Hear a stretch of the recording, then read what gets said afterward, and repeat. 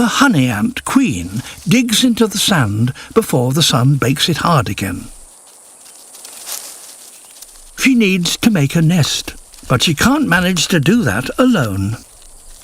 Another queen appears, and in a rare example of cooperation, they start digging together. A third queen. Soon, a number of royals are working together. But such harmony will be short-lived.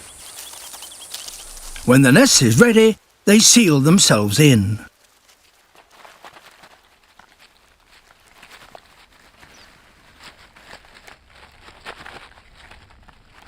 None of the queens will ever see sunlight again. This bunker is a nursery.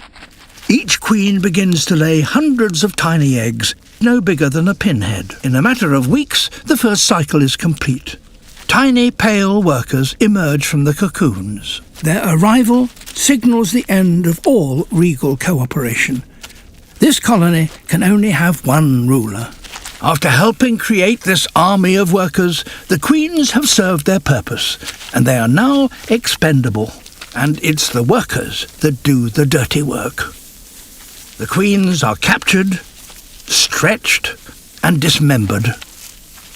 It's a brutal assassination.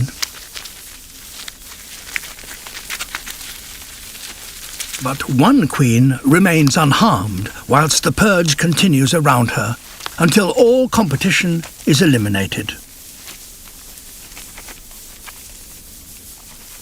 The royal carcasses don't go to waste. The workers feed them to the larvae. Now one queen reigns supreme, and the army of workers answer only to her. She has manoeuvred her way to power. Now she will set about establishing an empire.